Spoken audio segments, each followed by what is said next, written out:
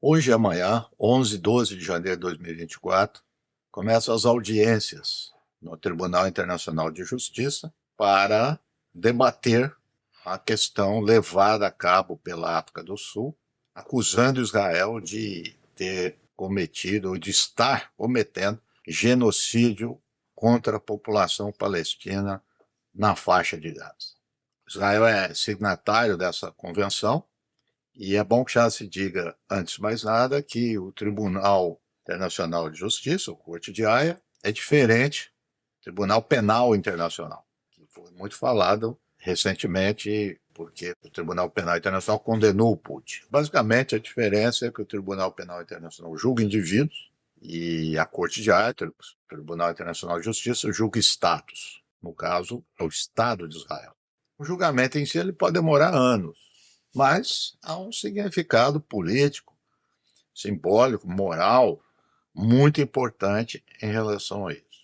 Quando começaram essas ações em Israel, os jornalistas, os observadores internacionais já diziam isso. Esse é um caso único, porque os outros casos de genocídio já havia acontecido, então é uma apuração que demora. Esse caso está acontecendo, né, aos nossos olhos. Então, ele adquire essa importância, inclusive porque a ideia aqui da apresentação do tribunal, como eu disse, embora o julgamento vai demorar, mas ele solicita tomar medidas já para coibir, para barrar as ações de Israel para que o genocídio não continue.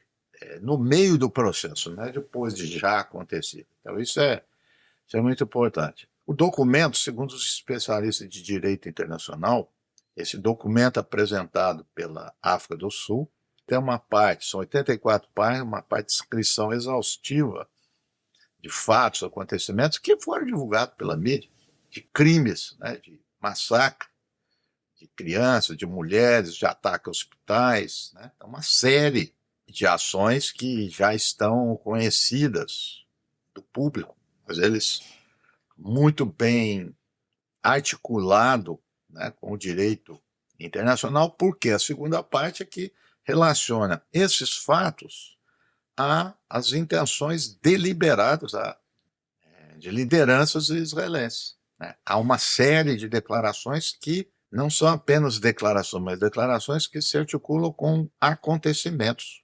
Expulsão da população, deslocamento forçado da população, privando a população de alimento, de água, de remédio, e tudo isso muito bem estruturado nas declarações de ministros. Esse é o ponto, vamos dizer, nevrálgico da questão, né? Que você tem intencionalidade. Israel tem dito que não tem intenção nenhuma, que a questão é destruir o Hamas. Esse processo continua. A outra coisa nesse documento tem chamado a atenção, muito interessante, ele não diz que começou a partir do dia 7, quer dizer, um histórico, um contexto em relação à forma pela qual Israel trata os palestinos. Privação de liberdade, a privação de alimentos, a privação de remédios, prisões arbitrárias, tortura.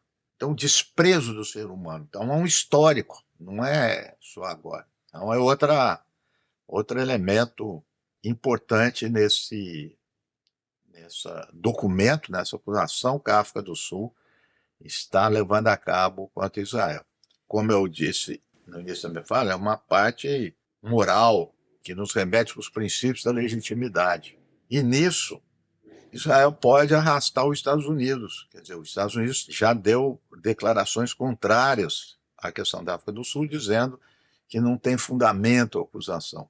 Então, isso é um comprometimento pesado para a história. Né? E por falar nisso, na história, ontem o presidente Lula declarou que apoia essa denúncia da África do Sul, muito importante. O presidente Lula sempre se destacou por essa postura internacional e ele não poderia ficar atrás disso. Né? Há muita pressão de Israel, dos Estados Unidos, inclusive aqui dentro do Brasil, de grupos sionistas, para o Brasil ser neutro.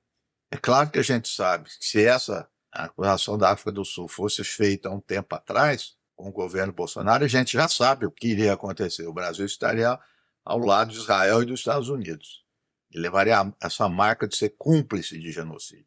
Portanto, o presidente Lula, com essa decisão, sem dúvida nenhuma, cravou o seu nome na história pelos direitos humanos, pela autodeterminação dos povos, e contra toda e qualquer forma de discriminação étnica, racial, e que, nesse caso limite, resulta em aniquilação, eliminação de uma população.